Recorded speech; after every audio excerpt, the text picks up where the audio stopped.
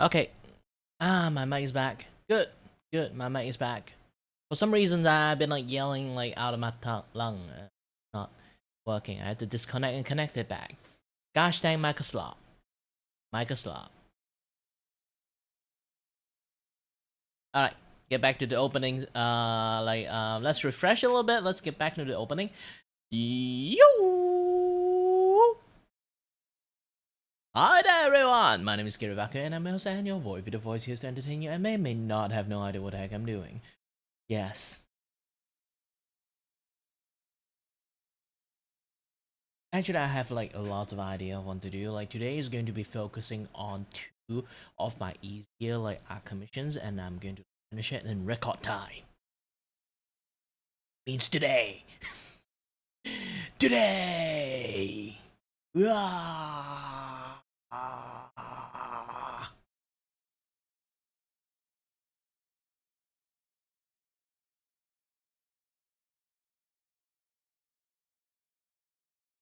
Bam bam bam bam bam bam bam bam. What is this? I don't even remember. Why do I draw that thing? I have no memory of that.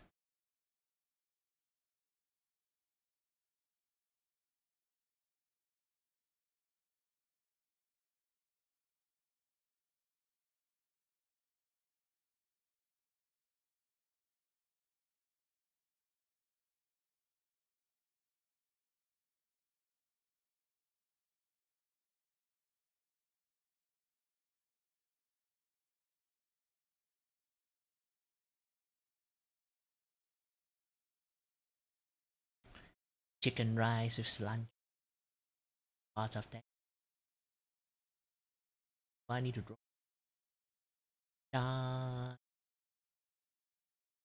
I do find it funny that mouth is actually well in here, but it's not exactly really translated in my face.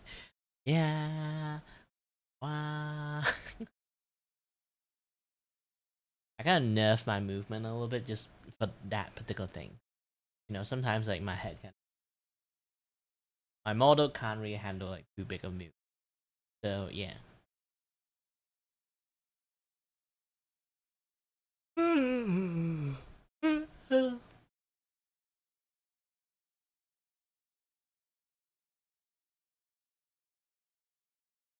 The only multiplier I have is just mouth multiplier. Other way, anybody like managed drawing the stream? Hello there. I just want to start with a little bit of chattings, a little bit this, a little bit that, and lots of things happening in the last 3 days. Aside from me getting more jobs! Yay! But yeah, I do have to push myself a little bit extra just to work on it. I can't just like put things like on hold, you know.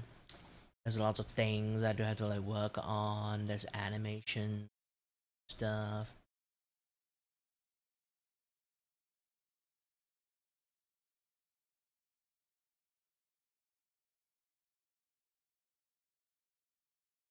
Hmm.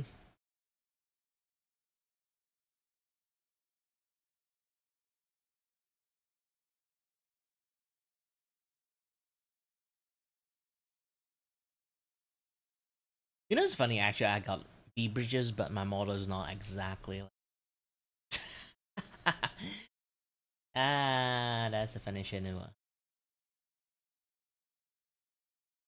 Bum bum bum bum bum bum bum ba ba ba ba ba ba ba bum bum ba ba ba ba ba ba ba ba ba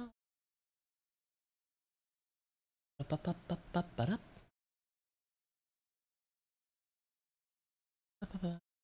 bum bum bum bum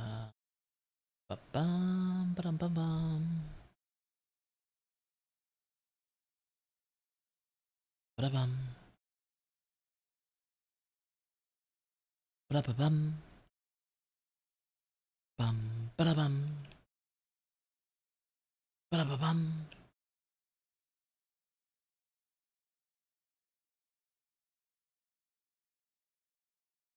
Well, everything have dust mite.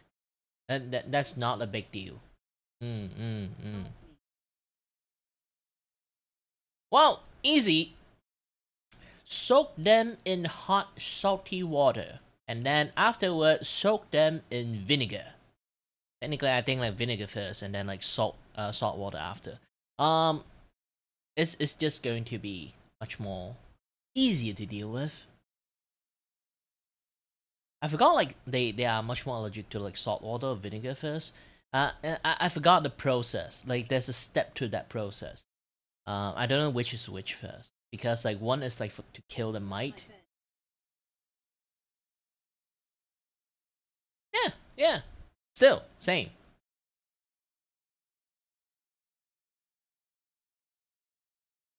Even better.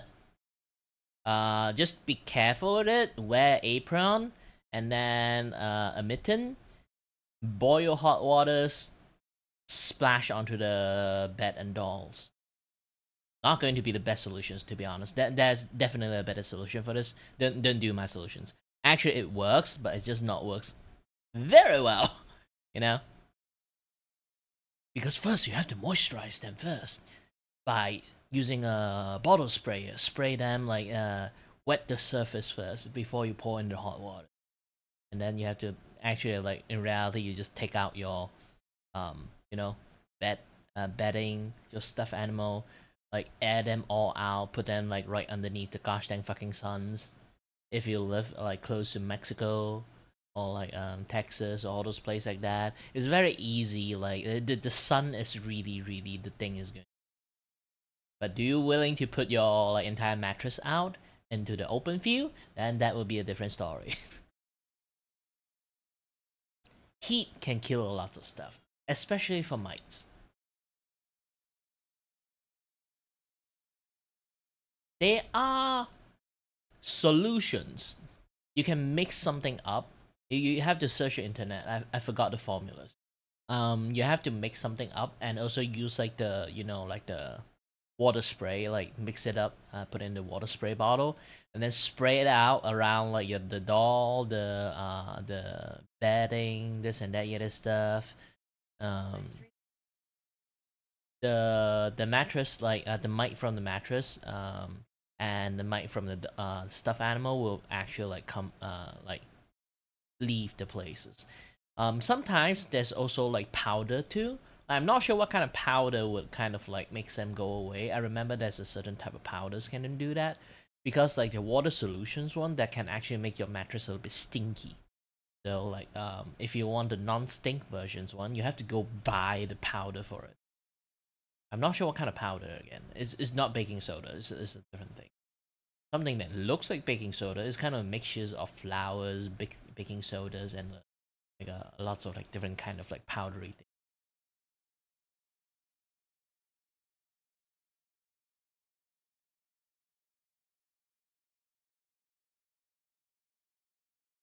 It can help a lot. It can help a lot.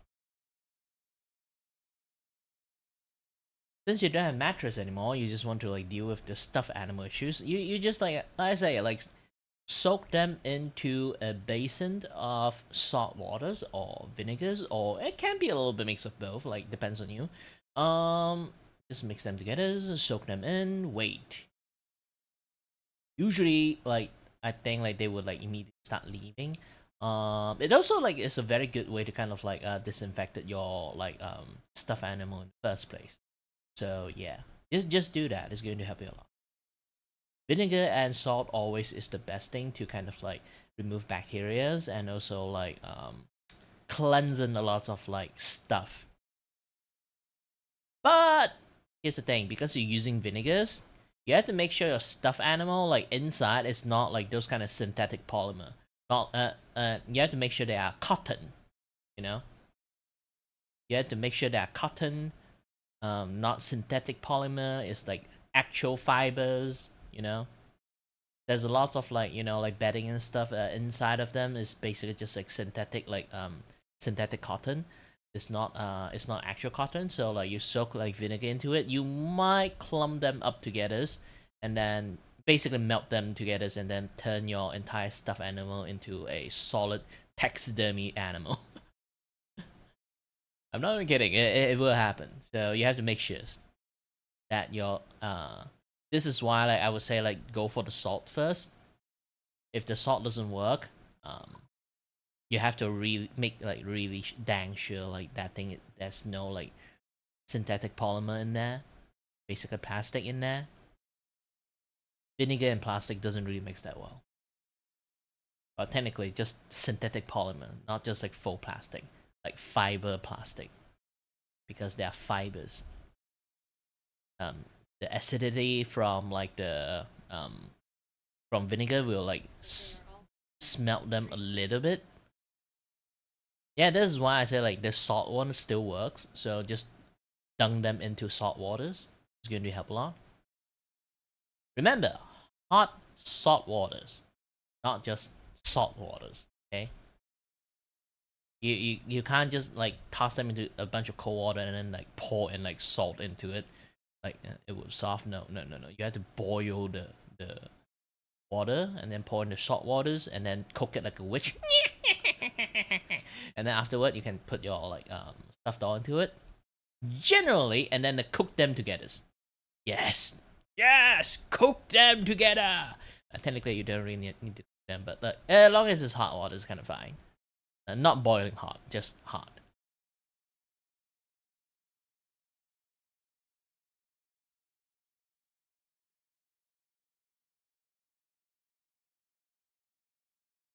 But the best remedy is still kind of like the natural remedy. You can go for the sun version first. Like just wash them and then hang them out dry. Like toss them into like wash dry first. The hot water salt water thing is kind of like the last. You know, like that is like the last kind of like last measures. If you really want to like do it well, is you just go and toss it into the washing machines, wash it up. If it's just like one or two, you can hand wash it. But if you have like big ass one and then like this, or like many like small things, more like 10 of them, you can like put them into the washers. You can wash it up. My camera got cut off. I'm back. Both side. Once everything is washed, you hang them like outside the window, outside the outdoors. Then let the sun rays hit them like really hard. They will be crusty and dry a little bit, but once you take back and then like rewash them again, um, with like the fabric softener, yeah, it will become pretty much like no issues. It will soften back up and become even fluffy too.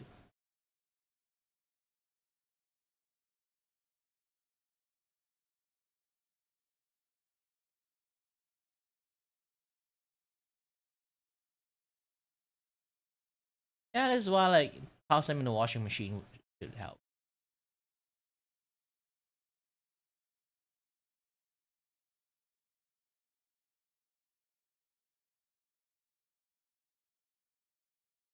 Aside from that, stop presenting problem for me to solve. Then it's your life. You're adult. You solve it yourself. Aside from that, uh, uh, no, I'm not turtle. Uh, Sorry, I'm still like my brain is still like need to function a little bit. I'm still recovering from my flu, so it's going to take some time for my brain to kind of like focus back into one point.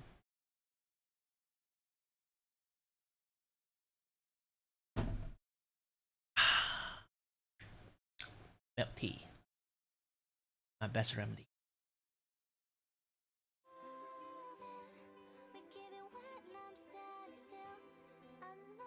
The music.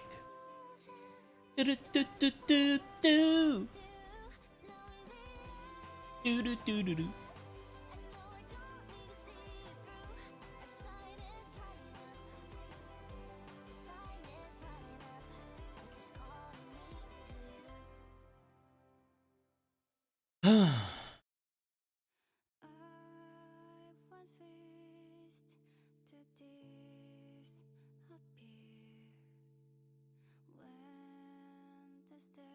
a bit tiredly.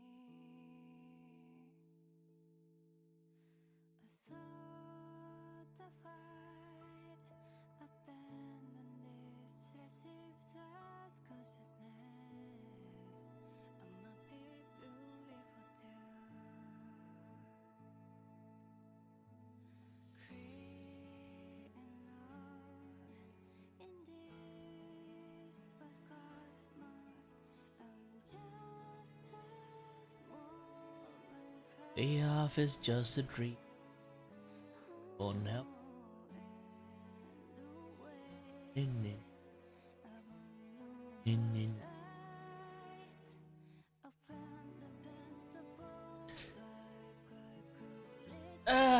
My brain is still not moving. Move, dang it.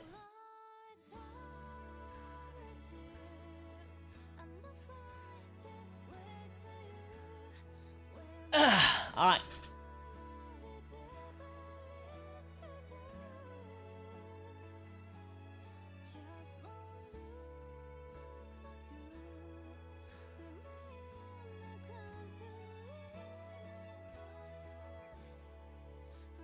No, I already got milk tea.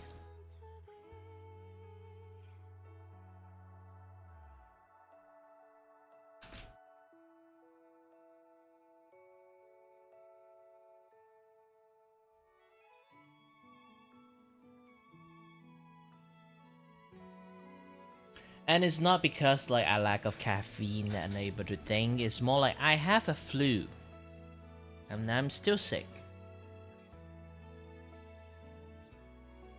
No amount of caffeine can power that up.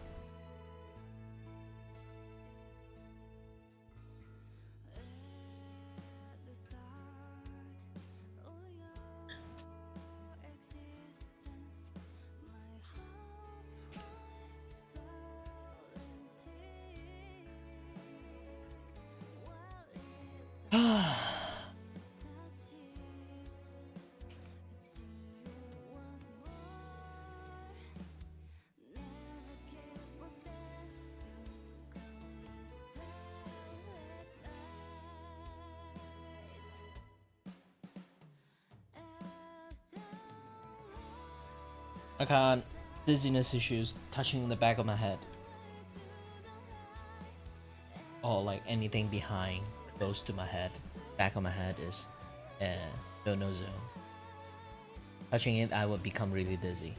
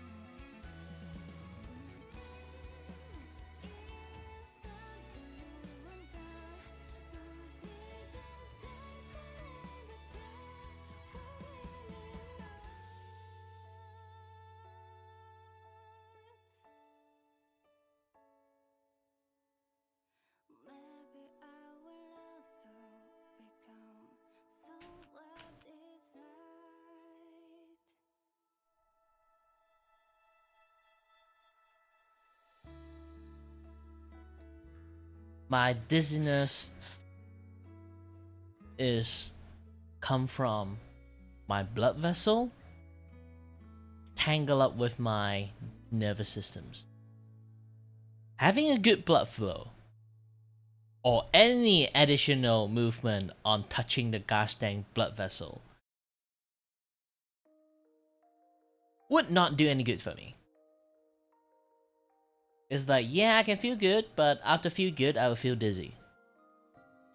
It's like the immediate effect of carrot and steak. And then if I do it too much, I will become too dizzy. And then I have to deal with the aftermath.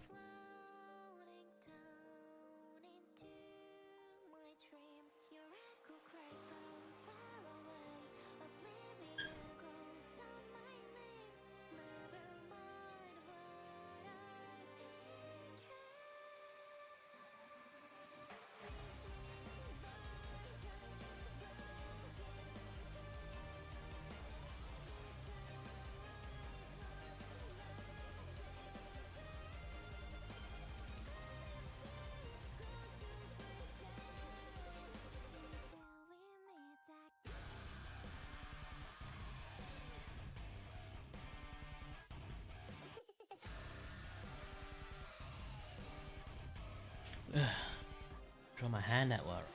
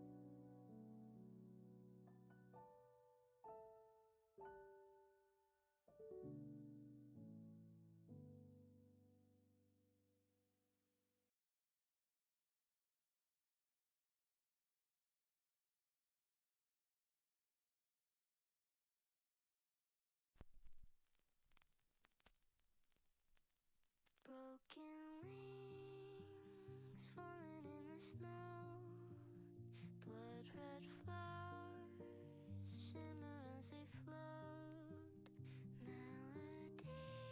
melodies flowing through Oh, sorry. echoed out from the ghost of good. What? Potent Not racing with a buddy, like talking about racing anime.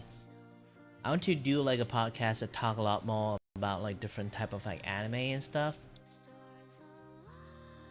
because that, you know, that is like a very like lack of like anime talk for me. I'm just anime man. One of the most important thing I do want to like do a lot more is basically like when people talk about anime, they always ask like, "Hey, have you watched Jujutsu Kaisen? Hey, have you watched My Hero Academia? Hey, have you watched like Attack Titan? What about the cooking anime?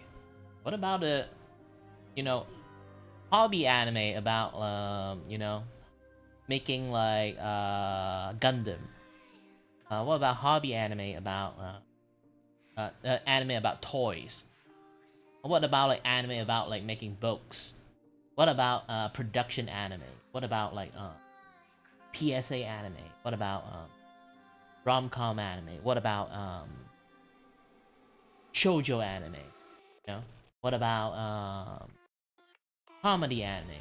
What about comedy sketch anime, like short sketch anime? That's a lot of type of anime, but people only like focus on that mainstream anime, which what kind of like garnered call them kind of like anime tourists. But the main point of me like want to talk a lot more about anime mainly is through one of the most important things. I want other anime to succeed too, because if every single time when anime hit the Western market, it's always about like those kind of like bombastic like shonen anime, all the rest of the anime in the futures is going to be very bleak. You know, the resource is going to spend less on those anime, and then a lot more like those kind of like very niche genre of anime is going to be slowly faded into the background and favor into like those kind of like, you know, like Black Clovers,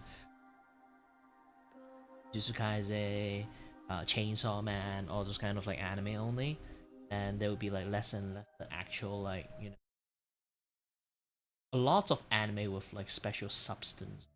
Those are actually like more or less anime. Shonen Jump anime is always going to be the pinnacle of things that a lot of people watch, but I would not say anime have hit the mainstream just because a lot of people watch shonen anime. There's still a lot of different type of anime that can exist, but not exactly that. Nobody watched those. This is like Right Back. Nobody watched Right Back. Robotic Note. Nobody watched. There's so many fascinating anime that kind of exist. Yakitate Japan, and also Gintama, and also like Kingdom. Yeah, Kingdom is like kind of a very niche. Like it is like somewhat of a shonen genre, but they have a lots of like war, politics, those kind of stuff like happening there. And then those like medical like anime, cooking anime, cozy anime. There's so many different type of anime kind of exist in the world. And then there's like the production anime. Production anime, if you guys don't know, is basically like um you try to think like Doctor Stone, but a little bit more boring. I won't really say that boring. The essence of the anime is to teach people production stuff, you know, production related stuff. Telling them like, oh, this is how this thing is made. Like, oh, this is how like this kind of things works. Or like they will be specific like hyper like focused on like in one technologies. Like robotic note, there's actually legitly a lot of like robotic like engineering stuff like added like being like discussed inside the anime. And then there's also like how people like make manga, how people make like anime, those kind of like anime. So then there's this like Bakugan, yes, not Bakugan, Bakugo. Is it Bakugo or Bakugan? Bakugan is the toy. Bakuman, yes, not Bakugan, Bakuman, manhwa, manga. So those kind of things like Bakuman is basically about the life of a mangaka. Basically, it's like a guy from like making like small like manga series and then got serialized and this and that other stuff. The hecticness of it, the deadline, the this and that other stuff. And then like one people can't do everything, they have to like learn how to like hide things. So you would like watch a lot of them like doing lots of like process and progress and a lot of like inner industry stuff. You see like how things works, like inner working, like processing, all the SOP, all the this and that other stuff. Like there's a lots of anime is like those kind too. And then there's a sport anime, like I say again, like there's a racing one, there's like one for sports, like kendo, can be like a racetrack, can be like bicycle, can be like fishing, yes, fishing, can be like various different kind of like sport. They can like hyper like focus into it and then dramatize it quite well. Anything they can make it into an anime, trust me. That's more or less is the essence of anime.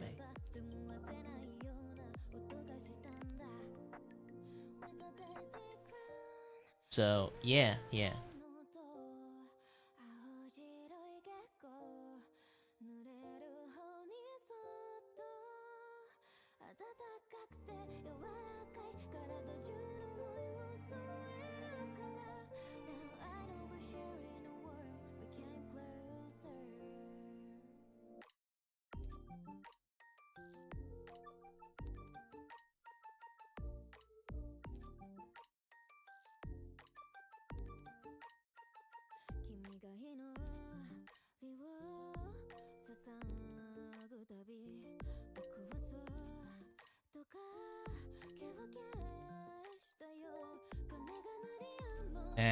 Nah, I'm not on track anymore due to my balancing issues. I used to be a very good runner.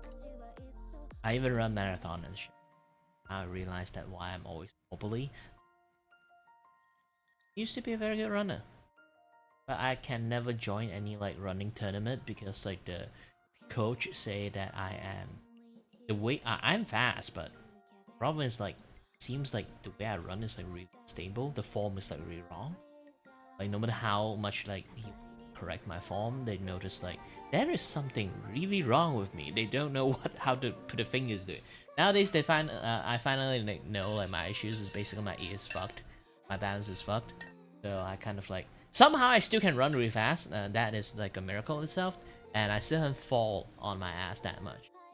So that is the thing. I can't play badminton, lots of physical sports stuff. It's just cannot. If I need to like strafe like left and right, I would sprain my ankle very easily.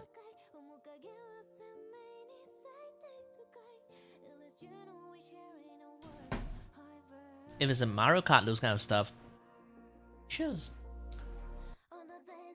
like if I need to play a racing game, I need an opponent. The thing is, I don't exactly have one,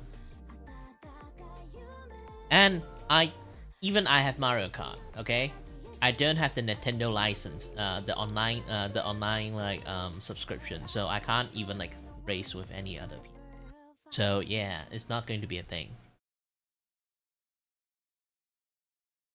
I don't want to pay Nintendo anymore.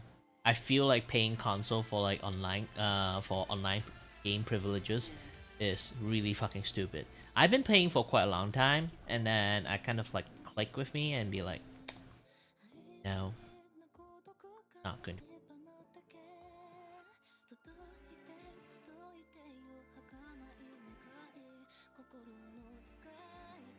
Yeah, those kind of stuff. Those kind of stuff.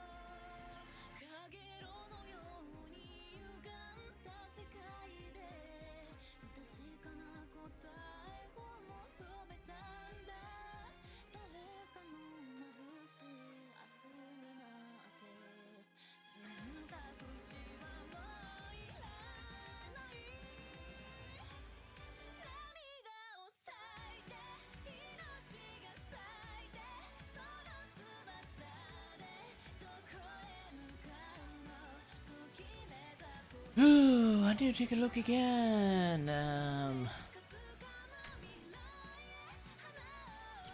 But the guy actually I'm going to like do the podcast with, like he is a racing streamer, so he also like currently is like fighting for like a World Cup.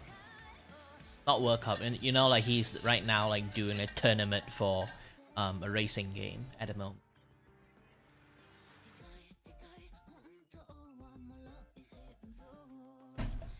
Why I feel like, you know what, we can like do a little bit of like podcast talk about like racing anime or anything racing stuff.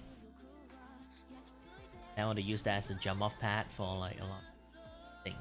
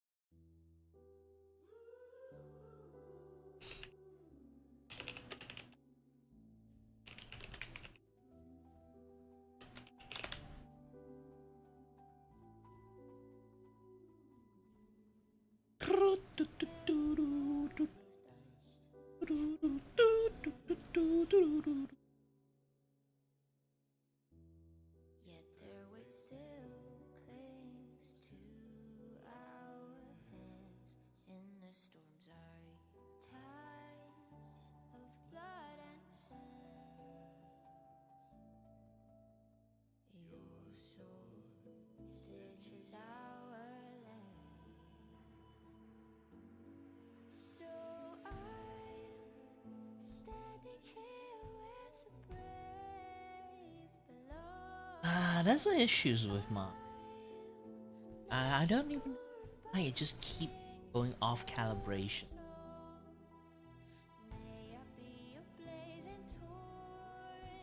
Can I recalibrate you again?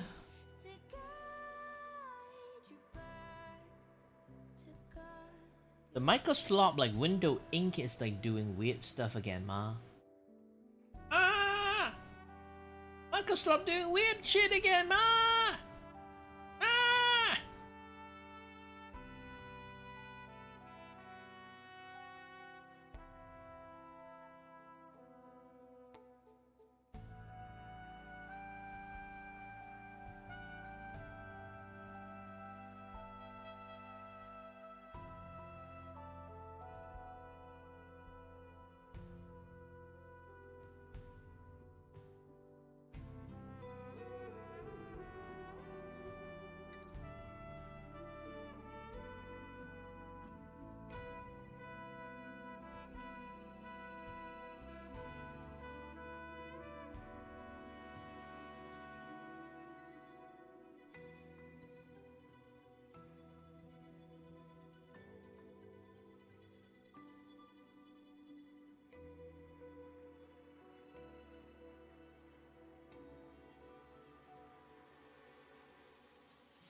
Every moment the shadow, yet their weight still clings to ours. In the storm's roaring tides of blood and sin, your soul stages island. So You don't have to like watch it like that. Fine, it's just me drawing. I'm gonna do anything. I do want to like do a little bit like pattern stuff in the futures. It's basically it's like very beginning of the stream, I'll do a little bit more yapping, and then in the middle of the stream, obviously my work stream. At the end of my stream, I'll do tutorial stream. Basically, always at the end, every end of my stream, I'll do like teaching, drawing, a little bit this, a little bit that. Maybe like it's going to repeat like here and there a little bit. Depends on I have like new people like coming into my stream or not. Because I do notice every single time, like weirdly, when I want to end my stream, I suddenly have like a surge of people joining into my stream. So I do want to at least like before I end the show, I need to like put out some things that is like clippable. I want to clip it out and then like show it to people. Like I realized actually like recently there's not a lot of like art tutorial video anymore in YouTube, because I just found out a lot of like art tutorial artists, all that channel got shadow banned. Almost all tutorial artists like channel got shadow banned because nudity. Yeah, YouTube AI being fucking weird again. It's just that they keep like flagging like every like artist like channel with nudity, and then they have been like like all those channel got shadow banned because of that, the nudity violations. So it become like a big issues for a lot of people want to talk about it too, like lately. Like even like the most non-nudity stuff, they will still flag it as nudity, and it's in the education sections too. Like they use the education like category, and then every single art related content has been getting hit by that. So it's become a weird, difficult issues.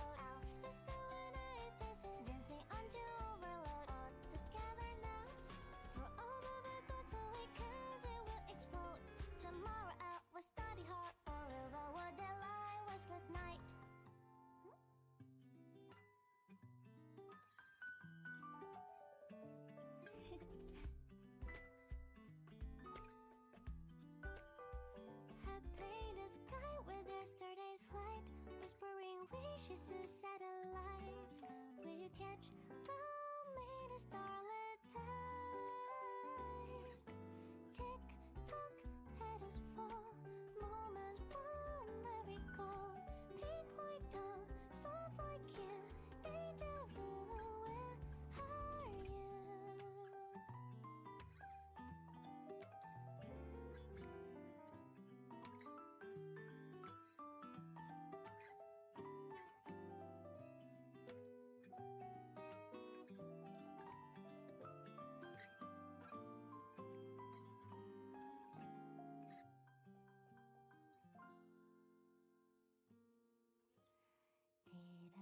little twinkle in your eye.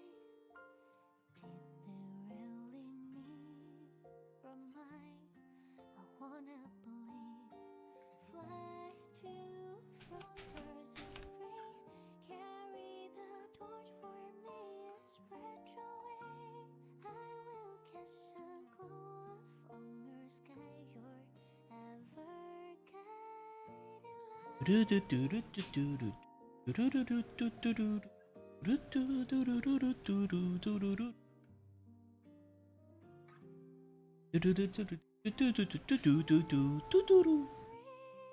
This light moving strong, how daring when hardship is the norm. We're made for this moment, we're chosen, we know it. Today is now or never, to fly ever so high.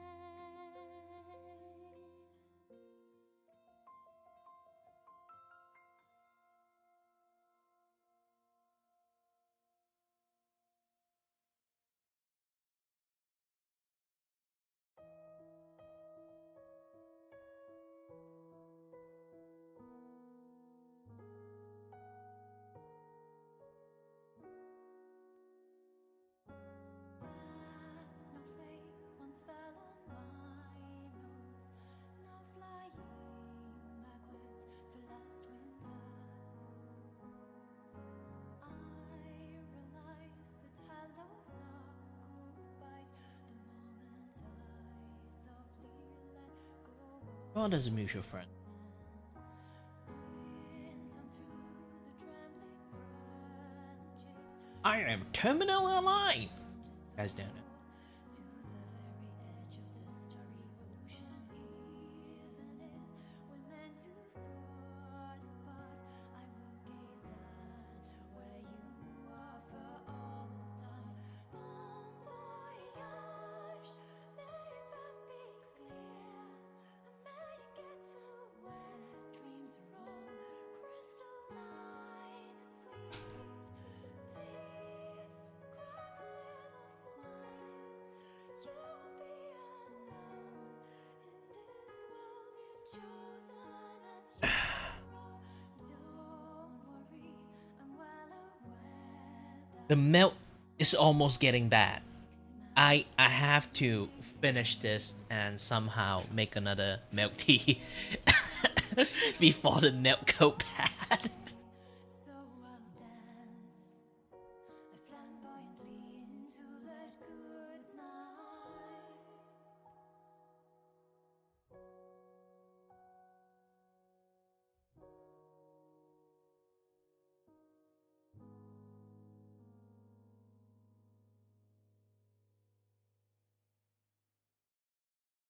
You can't run, you can try to hide, just know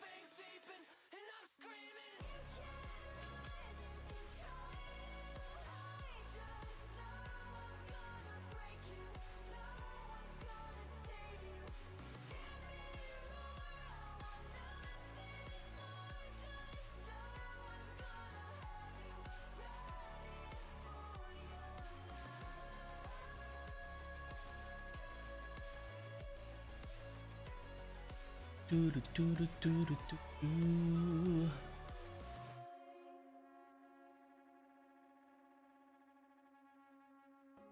Bend me till I finally break.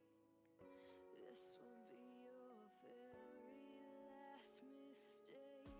Now the beast is wide awake, growing stronger with every soul I take.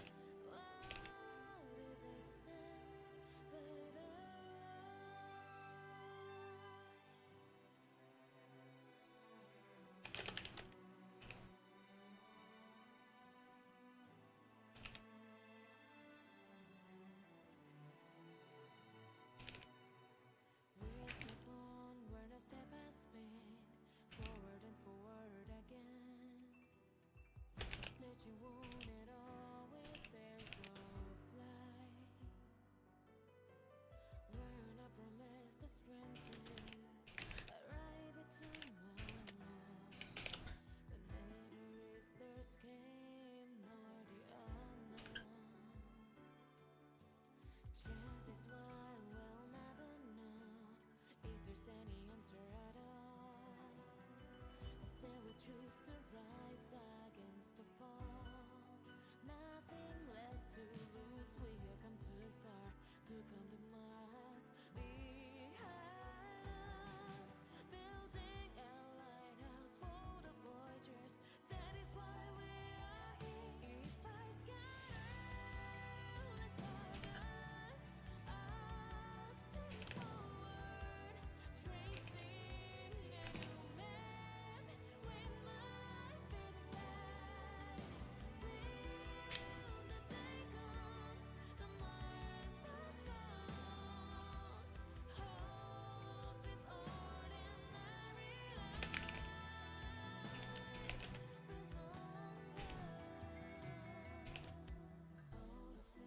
in the thinning air.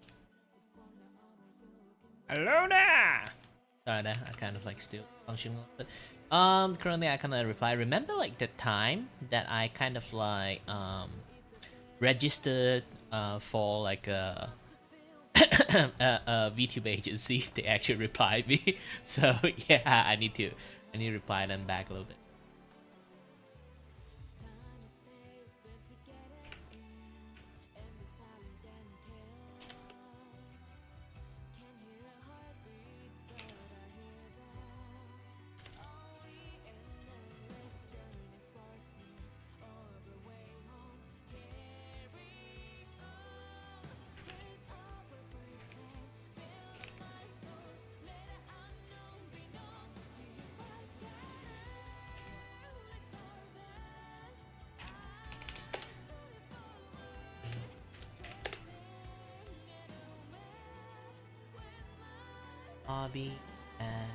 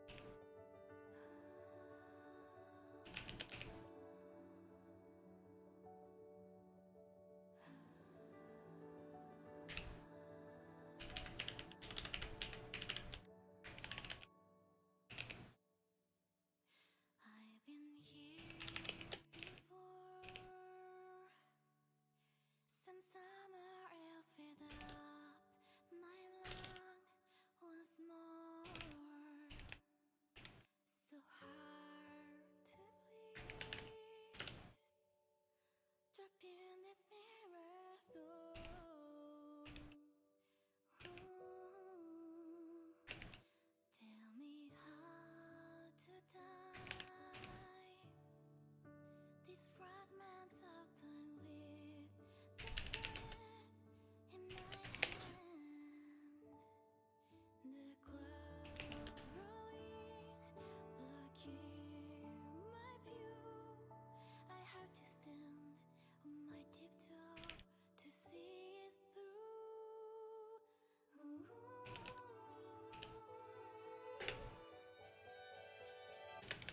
If I could collapse the endless loop, I'd take the amber explore. Let's drop my heart to light up my new road. Stay with me, like how we used to be, until we find a world where goodbyes are no more.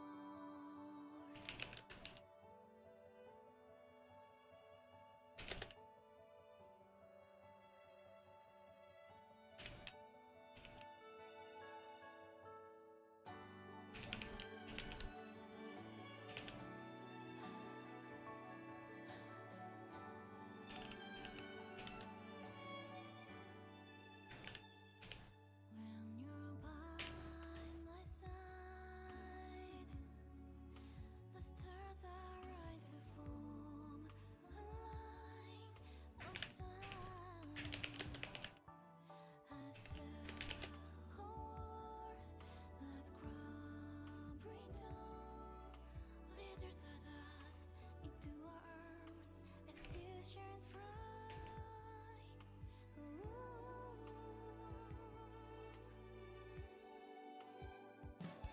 If I could collect the endless blue, I'd take the amber's claw. Let's trap my hope to write up my new road. Stay with me, like how we used to be, until we find out when the flies are no more. No matter how far you may go, the thread will lead you everywhere. But then there were fears hard to roam.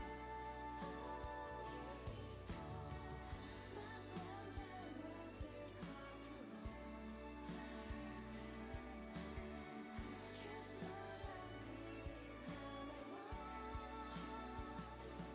It's alright, our thread will always stay. Let tears stream down your face. Wash clean your pain. You have come a long way. Look over there, beyond the golden line. As those are undone, and we guide you back home until we find a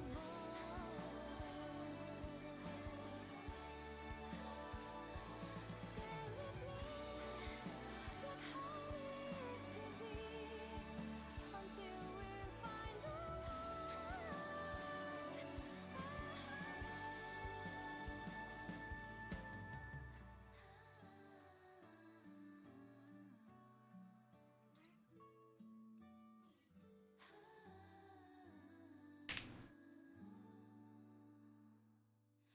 where goodbyes are no more. I forgot, like, that's like a way for you to make like a divider line. How to do the divider line? You need to take a look into the internet. Almighty internet, tell me.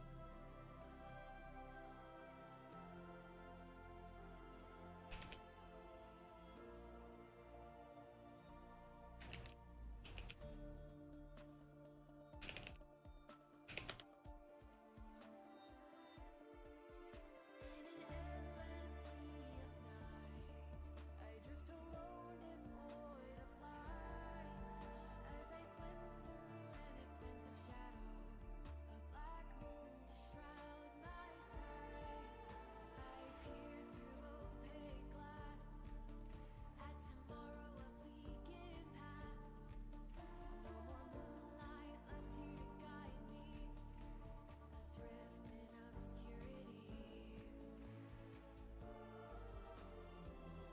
I remember you can kind of like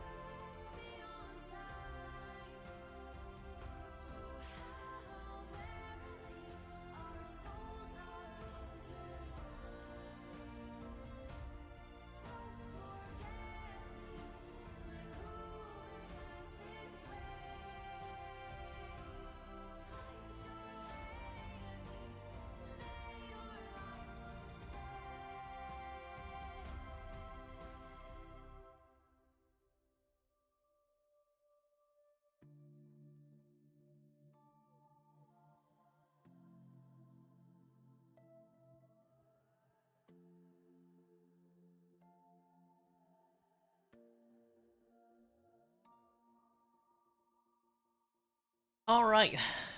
Next more things.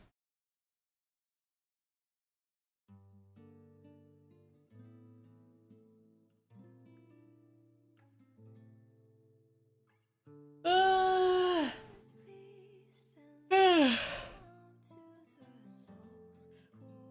Continue.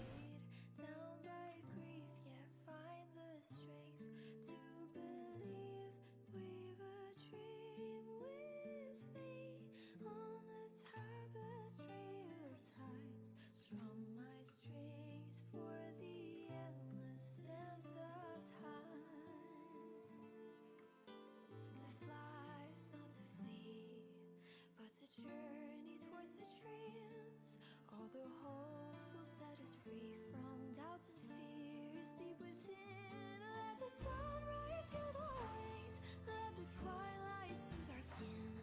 In the sky we're forever wild and free.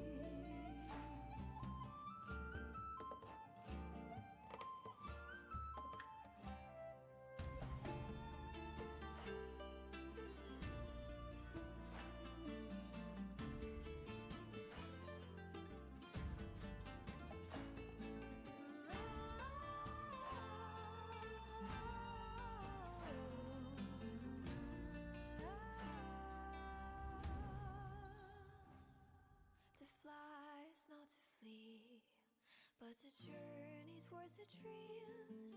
All the hopes will set us free from doubts and fears deep within. Let the sunrise kill the wings, let the twilight soothe our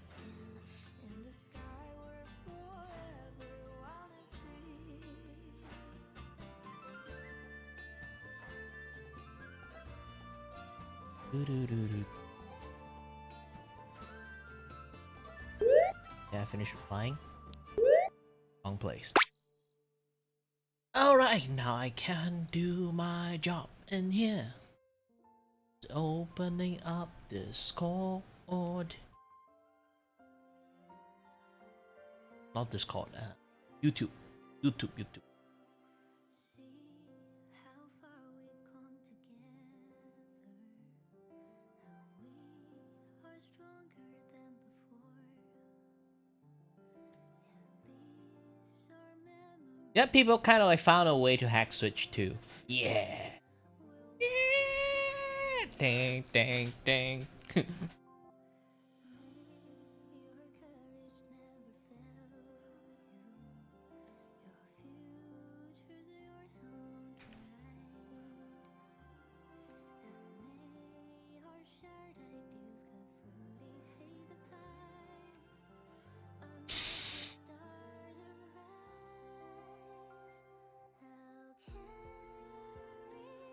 this light moving strong. I'll tarry where hardship is tomorrow. We're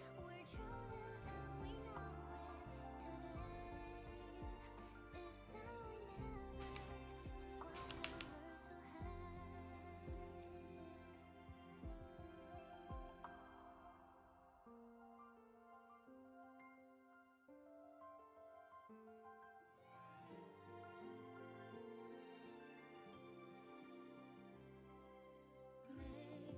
We're chosen and we know it. Today is now or never to fly over so high. May your courage never fail you. Your future's yours alone to write. And may our shared ideals cut through the haze of time.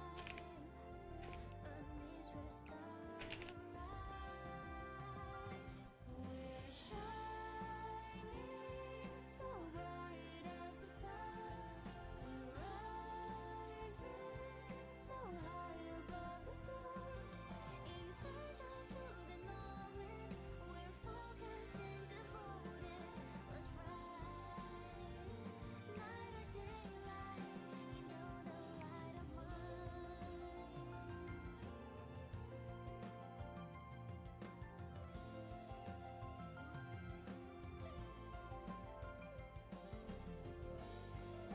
devoted. Let's rise, night or daylight. You know the light of mine.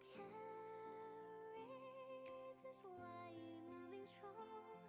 I'll tarry where hardship is tomorrow. We're made for this moment.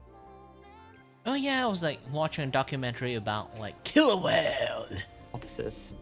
However, in I should restart it all over again for you guys to listen.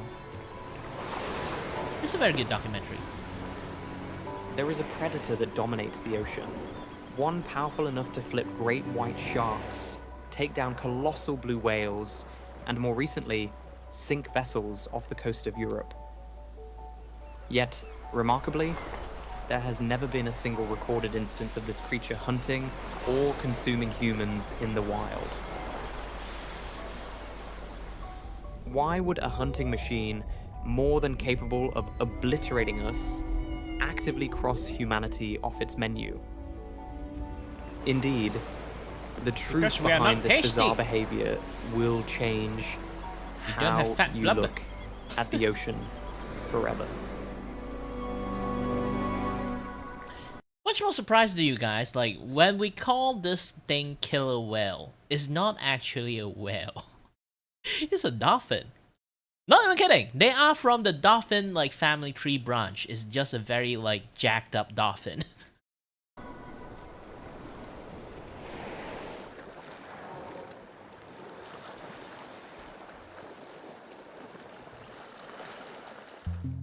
For centuries, humanity has often viewed these creatures with sheer terror.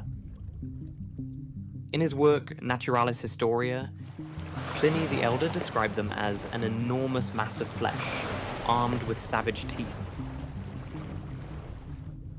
However, the origin of the moniker killer whale actually stems from an ancient mistranslation and the observations of early Spanish and Basque whalers.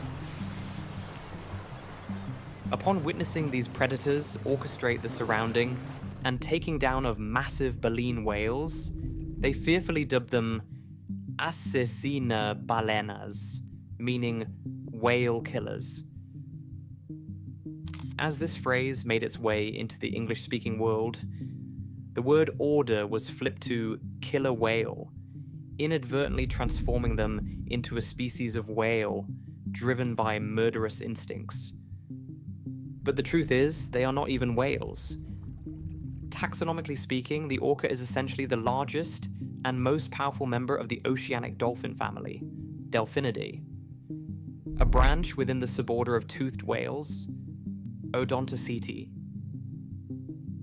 Their scientific name, Orchinus orca, is derived from Orcus, the Roman god of the underworld. To live up to that formidable title, evolution has bestowed upon the orca an almost perfect anatomical structure. A mature male can reach lengths of nearly 10 meters, 32.8 feet, and boast a total body weight of up to 10 metric tons, 22,000 pounds, roughly equivalent to a mid-sized bus. Towering on their backs is a magnificent dorsal fin that can stand almost 2 meters, 6.5 feet, tall. Lacking any supportive bone structure, this fin is composed entirely of collagen connective tissue. It serves not merely as a navigational rudder that allows them to cut through the water at speeds of up to 56 kilometers per hour, but also as a massive thermal radiator that helps regulate their body temperature during high-speed pursuits. Coupled with their speed, their most terrifying weapon lies within their curved snouts, massive conical teeth, roughly 10 centimeters long, curving inward and interlocking like a bear trap. Their bite force is entirely capable of crushing the densest bones of their prey, rendering them an apex predator with no natural enemies. Given such immense size and overwhelming power, you might wonder, why do they sport such a striking black and white coloration that seems so easily detectable? In reality, this color distribution is a pinnacle of optical camouflage known as countershading. Within the ocean's complex visual environment, this coloration creates a sophisticated optical illusion. When a prey animal swims above and looks down, the pitch-black back of the orca blends seamlessly into the murky darkness of the ocean floor. Conversely, if a prey animal below looks up, the orca's stark white underbelly vanishes into the glistening, sunlit surface. Furthermore, the white patches serve to break up their true silhouette, making it incredibly difficult for prey to gauge the predator's actual size and trajectory until it is far too late. Even so, nature occasionally produces spectacular genetic exceptions.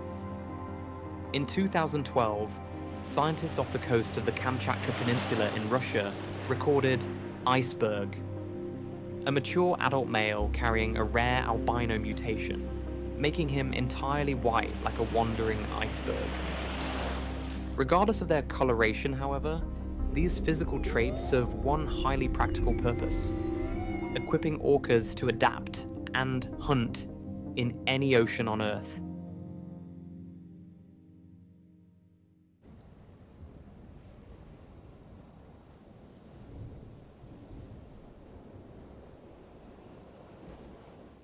Excluding humans, there is no other mammal on Earth capable of conquering as vast a territory as the killer whale.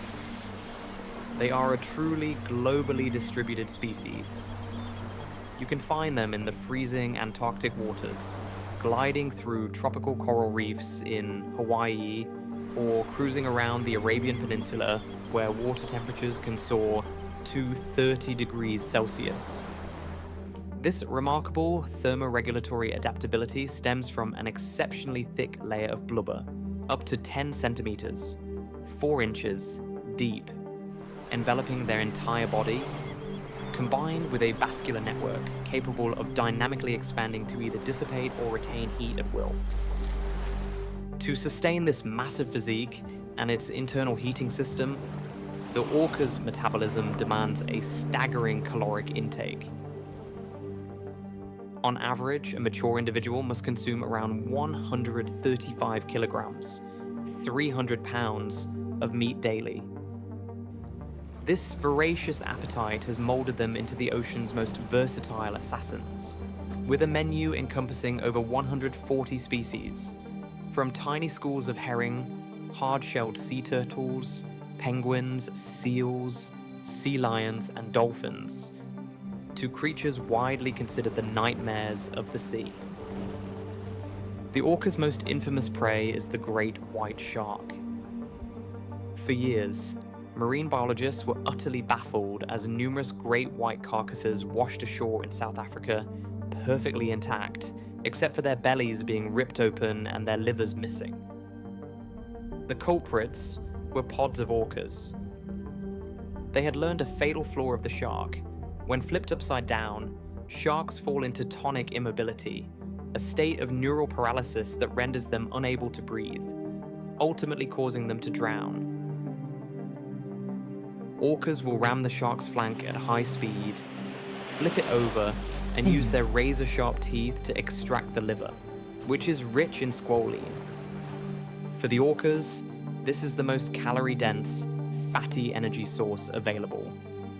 In other regions like Australia, the terror is so profound that massive great white sharks will completely abandon their territories for months the moment they detect approaching orcas. But the most terrifying testament to the orca's supremacy is their ability to take down the blue whale, the largest creature to ever exist in Earth's history. For decades, this was merely a hypothesis.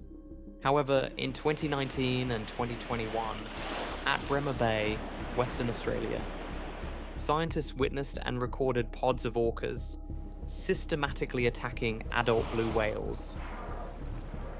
They organize themselves like a highly trained military unit. The strongest individuals take turns swimming over the blue whale's blowhole to suffocate it, while others bite into its flanks and specifically target its tongue. This event officially confirmed what was long suspected. Orcas have no upper limit when it comes to the size of their prey. Yet, it is not brute muscular strength that makes the orca the reigning sovereign of the seas, but rather their pack-hunting tactical intelligence. Unlike sharks that hunt purely on solitary instinct, orcas coordinate with the precision of a special forces strike team. In the icy expanse of Antarctica, Weddell seals often seek refuge on floating ice floes. Upon spotting their prey, the pod does not attack blindly.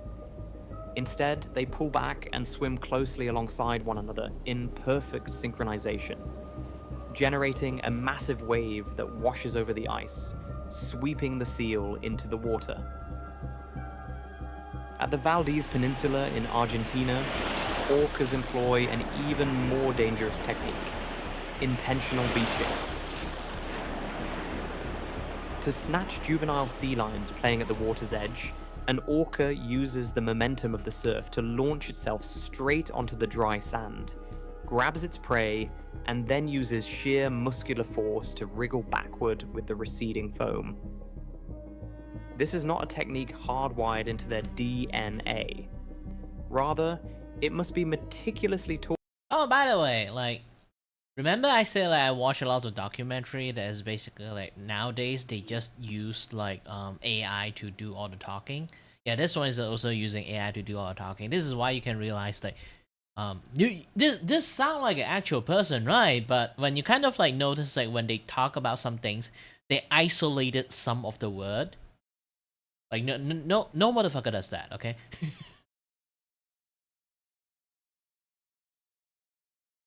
They would just suddenly like have a snap of a language, or when talking about like acronym, it become like a very isolated word itself. Instead of saying, oh, something something DNA, they'd be like something something DNA. Somehow it kind of like the intonations of like the highlight of that particular word and stuff. Yeah. Essentially, actually, I kind of like seen this. I seen this like documentary before, but it's not narrated by AI. So if you guys don't know, it's not like I'm trying to contribute into it. It's I literally have nothing to watch right now. It's basically like nowadays there's a lot of like channel like this kind of channels. They kind of like replicate the entirety of like I won't say everyone or like on purpose or anything. It basically they kind of like replicate the entirety of like another person like YouTube channels about like all like another documentary series or kind of stuff, and then they kind of like just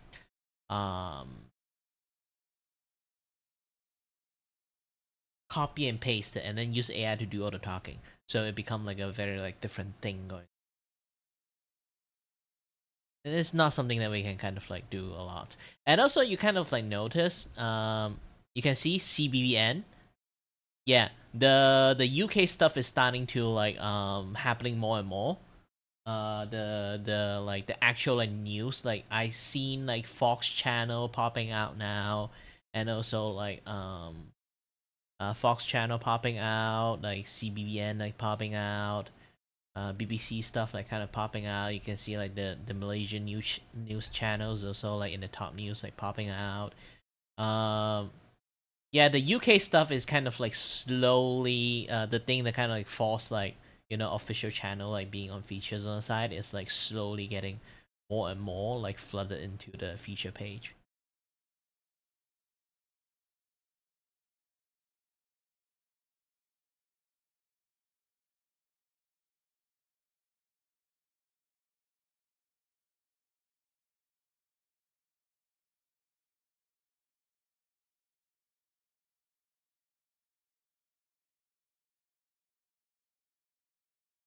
I see another news.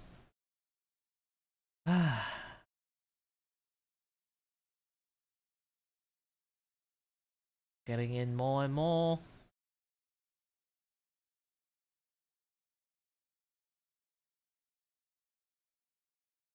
This game has seen no shortage of balance patches, and like any other game, after a while some players have started complaining about power creep.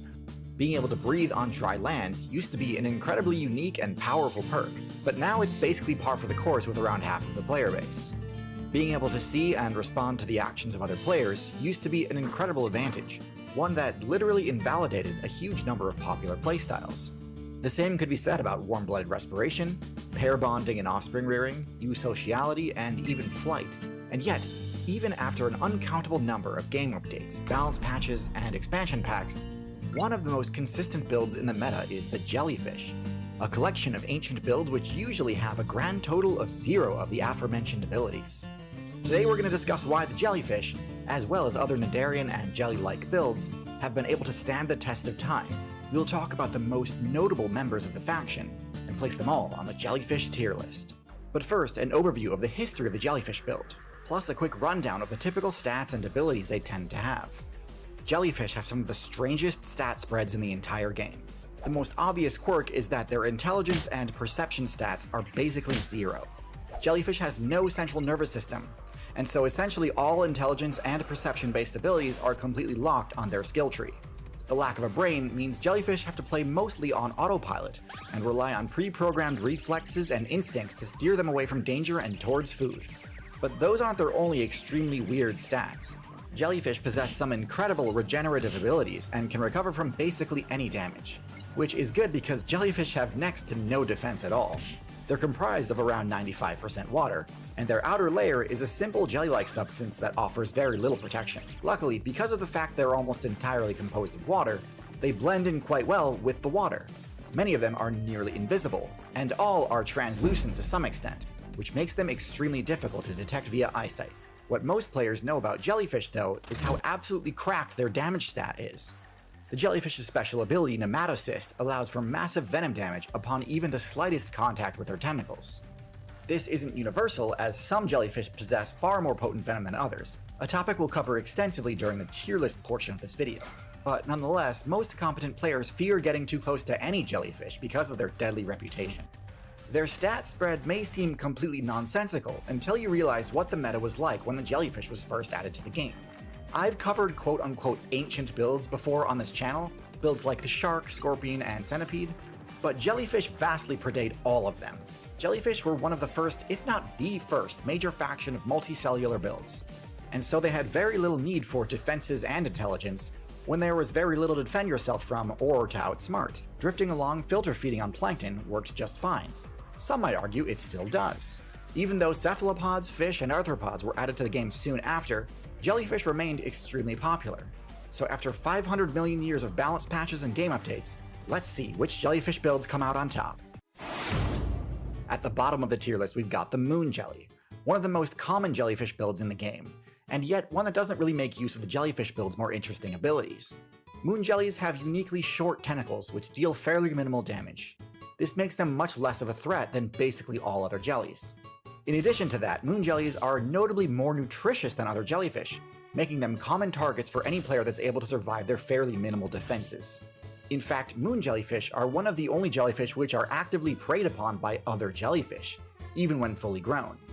The moon jelly's playstyle is entirely passive, relying on its quick respawn rate and strong matchup against plankton to make it worthwhile. Moon jellies are becoming a popular choice in the recent meta as they have a natural resistance to microplastic poisoning, negating one of the main challenges other marine players have had to learn to adapt to recently. So it is a solid starter build for players trying to learn the ocean meta, but one that I think most competent players will quickly move on from. Next in F tier we have the comb jelly. Comb jellies are some of the most unique jellyfish builds in the game. In fact, even calling them jellyfish is contentious as they are technically not part of the Nidarian faction. Nonetheless, they are gelatinous and have most of the same abilities as jellyfish, so I wanted to include them anyway. Their main difference is that comb jellies do not move by pulsing their bell, and instead swim by using rows of cilia. This offers a slightly greater degree of agility and control compared to your standard jellyfish build. Their tentacles are also slightly different, being lined with adhesive glue rather than venomous microbarbs. This is quite efficient at capturing small prey, but is completely useless on defense. And because they still do not possess an advanced nervous system, the fact that they have greater control over their movement via their cilia doesn't amount to that big of an advantage in practice. They still can't dodge predator attacks because they cannot dodge an attack that they don't know is coming. This build has a lot of potential if they can just put a few more points into intelligence, but for now I'm still going to place them in F tier. At the bottom of D tier we have the sea nettle. The sea nettle is essentially the most basic, average jellyfish build in the game. It embodies every feature of the archetype, yet excels at none of them and doesn't really have any additional unique abilities. The sea nettle has decent length tentacles that can inflict solid damage, potentially lethal to builds within its own weight class, but still not strong enough to really merit the extreme caution the reputation has impressed on the player base. With low-medium size and the same nearly non-existent nervous system, sea nettles may be more well defended than the moon jelly, but with even the slightest bit of clever counterplay, they still fall apart immediately. Next, in D tier we have the coral. You might be surprised to see coral on the jellyfish tier list, and indeed I am stretching the definition a little bit, but they are a part of the Nidarian faction, and are less different once you look more closely. Their early game is pretty much identical to the jellyfish, but rather than remaining free-floating, they settle onto rocks and surfaces along the seabed and attach to a single point, dropping their mobility stat to 0 for the remainder of their playthrough. To compensate, corals then activate their signature ability, Calcify, constructing an incredibly sturdy exoskeleton around themselves, and massively buffing their defense stat in the process. As this exoskeleton grows, the coral will also clone itself, eventually granting the player control over an entire colony of coral, all to accomplish one thing: AFK experience farming. Once established, the hard part of their playthrough is over, and they can now filter feed for essentially as long as they like. So an easy build to play if you can make it past their vulnerable planktonic early game, although unfortunately the climate change balance patch seems to be a pretty harsh nerf to this playstyle. And at the top of D tier we have the other colonial Nidarian, the Man-O-War. Wait a minute, the fucking Man-O-War is not a jellyfish! This build sports medium damage, much higher than the moon jelly or sea nettle, but still not the instant death level venom that some of the higher tier jellyfish have. Like other jellyfish, it has low mobility and terrible defenses, but I would say that the Man-O-War is uniquely vulnerable to predation due to the fact that rather than having a bell to propel itself through the water, instead the Man-O-War has a balloon. making them very easy to detect and attack from above, where many seabirds hunt. In addition, any damage to the balloon could easily cause it to deflate, sending the Man-O-War straight to the depths for an instant game over, which negates the advantage most jellyfish have of being able to regenerate from minor to moderate damage. Lastly, the Man-O-War seems to be uniquely vulnerable to getting beached during severe storms, likely also due to their positioning on the surface of the water where they get beaten around by the waves and the wind. Still, not something you want to be trading hits with if you're a fish. In C tier we have the Lion's Mane. This is the largest jellyfish build in the game, sporting a massive HP stat and tentacles that can reach lengths of 120 feet, longer than the blue whale end to end. Giant as it may be, its power stat is still below average, as its venom still isn't really enough to take down anything much larger than a minnow. You would think a bigger jellyfish would go after bigger prey, but similar to the whale, it uses its large size to hit a larger area with its attacks, with the hope of getting frequent multi-kills. Its large size makes it very difficult to kill, simply by nature of it being able to literally survive half of itself being eaten. And there isn't much out there that would need to eat more than half. Still, with its stings being fairly weak, they aren't really threatening enough to merit placement in the higher tiers. Moving on up to B tier, we have the anemone. Similar to coral, anemones are closely related to jellyfish, but opt for a sedentary playstyle rather than a free-roaming one. Unlike coral though, anemones protect themselves using powerful venomous stingers rather than a hard calcified exoskeleton. Rather than filter feeding on plankton like corals do, they also use this venom to catch and kill prey. Many of them possess extremely powerful venom, enough to cause organ failure even in larger builds like humans. Now, normally being completely immobile is a huge vulnerability. However, the reason I rank anemones so high in spite of this weakness is that anemones are some of the best team combo builds in the entire game, forming excellent team comps with both clownfish and crabs. In the case of the clownfish, the anemone and the clownfish cover each other's weaknesses, deterring the predators that the other is vulnerable to. Similar to jellyfish, anemones are vulnerable to sea turtles, as they are resistant to their venom. Clownfish valiantly fight for their teammate, even against those sea turtles which are gargantuan by comparison. And in return, predatory fish that would love to score an easy kill on a small, vulnerable fish need to tank a mouthful of nematocysts to even have a chance at attacking a clownfish. And in the crab's case, rather than fighting off turtles, the crab will actually attach the anemone to itself, gaining venom damage on its own attacks in exchange for granting the anemone its mobility back. So, while probably only low to mid tier on its own, the combo potential of this build makes it an optimal choice in many scenarios and bumps it up to B tier. And finally, jumping all the way up to S tier, we have the box jelly. When it comes to overpowered venom, there is quite literally not a single character in the game that has the box jelly beat. Its neurotoxic venom is extremely deadly, rapidly paralyzing the victim, quickly leading to suffocation and cardiac arrest. In addition to having the highest damage of any jellyfish, box jellies also have the highest stealth stat. While many jellyfish sport a wide range of translucent colors like red and blue, box jellyfish are almost completely transparent, as close to invisible as possible. In addition, because they sport fewer tentacles, and therefore experience less hydrodynamic drag, and because of their unique bell shape which allows them to jet through the water, box jellyfish have the highest mobility stat of any jelly. This makes them incredibly difficult to detect and avoid as they zoom through coastal waters, leading many players to simply avoid the territory entirely rather than risk potential encounters. The hallmark of a high-tier build. And as if all of that wasn't cracked enough, box jellyfish are unique in that they're the only jellyfish which have eyes, allowing them to detect danger and avoid obstacles. This enables them to thrive in less open areas where prey like to hide, such as kelp forests or mangrove swamps. Coupled with their higher mobility stat, this actually enables the box jellyfish to actively pursue prey rather than simply drifting with the current and hoping to catch something. With the exception of tankiness and tentacle attack range, box jellyfish are strictly superior to all other jellies, which is why they're such an outlier on the tier list. I also wanted to highlight a unique member of the box jelly faction, the Irukandji. The Irukandji is a dwarf variant of the box jelly, maxing out at only an inch or two long, yet also sports the same incredibly potent toxin, and all the other special traits that the box jelly possesses, plus one additional trait, bell stingers. Most jellyfish have a pretty massive weak point, their bell. It can be attacked safely without the risk of being stung, so long as the attacker avoids the tentacles. The Irukandji simply does not have this weakness, as every millimeter of its surface is covered in the same deadly stingers. As a result, even accidentally bumping into the Irukandji can result in an instant game over, which has a lot of players worried given how much more popular this build has become lately. This is obviously a super risky playstyle though, as the Urakanji itself has the lowest HP stat of any build I've ever covered on this channel. Even just swimming into an obstacle is damaging enough to kill an Urakanji, so they need to play extremely carefully, and can't take advantage of the obstacle-heavy environments that the other box jellies can. So that's the jellyfish tier list. Generally, I rate most of them low to mid-tier, with the exception of the truly formidable outlier of the box jelly. Before we wrap up, I do want to cover some counterplay options. I mentioned it a few times in the video, but sea turtles have a flat-out unlosable matchup against jellyfish, being completely immune to their venom, and so they are able to safely attack and digest them.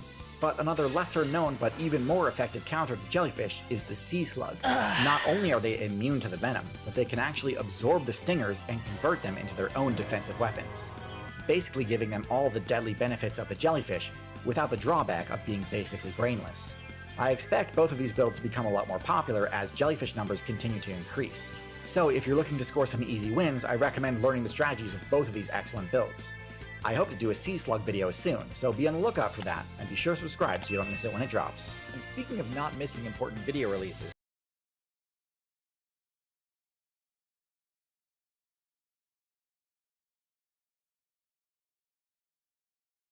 This episode sponsored by Imprint. When the life of a jellyfish begins, it's not long before the sea monkeys start getting nervous. Fertilized egg, a few rounds of cell division, and they can already start moving around. Find a nice spot to settle and grow into a gelatinous tree with arms that seem to be flipping the world off in every direction. And they can get away with that too, because they're armed. Get it?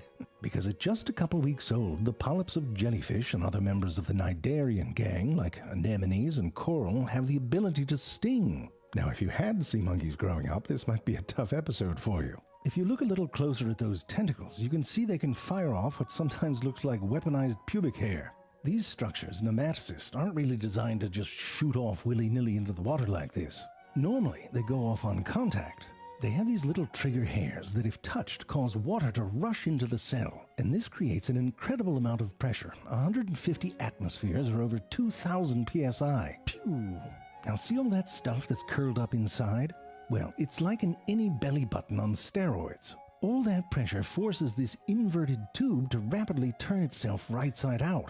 It's like if you threw up so hard your esophagus came out. This first bit here is designed to pierce whatever touched it, and that allows the skinny part of the tube to unfurl inside the victim. And the whole thing has barbs all over it, and there's venom on it. Looks like the devil's dental floss. In any case, it makes these polyps great at catching sea monkeys and digesting what they can and discarding their carcasses like peanut shells on the floor of a ground round. Rest in peace. Delicious. Mwah. But listen, it's got to eat, because this jellyfish baby is actually a jellyfish babies. It goes through a transformation where it becomes a sort of rib-for-pleasure version of itself. What's actually going on here is that it's creating a clone army, a stack of genetically identical jellyfish saucer babies. And one by one, those get sent off into the world. Look at that. It looks like the stack is waving goodbye to itself. Now, these look like cute little snowflakes ringed with, well, sort of looks like camel toes. I mean, I don't mean, well, anyway, they're cute. And you can start to see the jellyfish in them. Tentacles start to sprout along the outside, and the bell shape of their body starts to form, gently pulsating, as if it were the fringe of a skirt on a ballerina. Of death. Look at this little toddler, for example, the red one. Adorable, right? No, he's a biter. Every kindergarten has one. You'll see. That tube hanging down in the middle there is its mouth/anus, or anus/mouth. Either way, it's a classic chicken and the egg sort of thing, except, you know, a mouth and an anus. And poor little Timmy there's not going to be on the bus for drop-off, I'll tell you that much. You'll notice at this stage they can be a little twitchy. I mean, they do have to practice their swimming. And you might think that after 500,000 or so full-body crunches, they'd be ripped by the time they were grown. But no, they keep their Renaissance figure as they get their bell on and grow out those tenties. I mean, to be honest, they don't have that much muscle to work with in the first place. It's less than 1% of their body mass compared to the 50% from most fish butt. Sorry. Oh no. Feel I want to take a nap. Why? Suddenly got hit by like some serious drowsiness.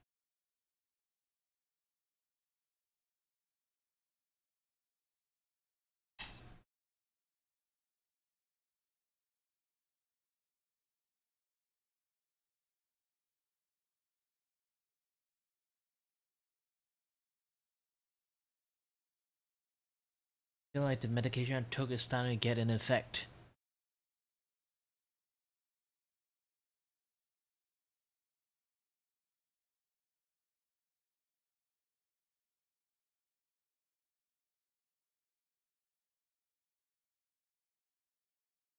Like I might actually just like hit the table. My drowsiness. I mean, like literally, I cannot control that. The need to sleep. It's like felt like everything just like shut off.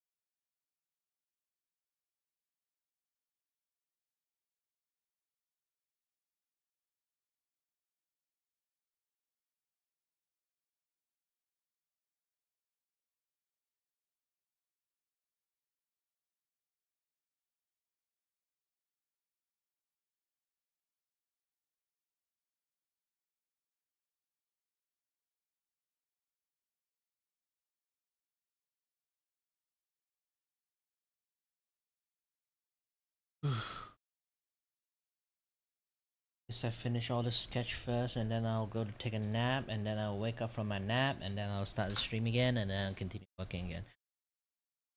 Whew. Done. I'm going to take like an hour nap, wake up, eat my dinners, and then continue streaming. It's going to be a lot of work. Me trying to struggle my best.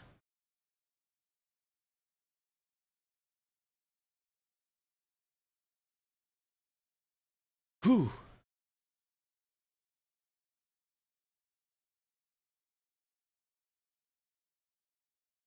Anyway, thank you very much for watching. Healthy, stay safe. Till next time. Yeah, I hope I get some good rest too. Bye bye.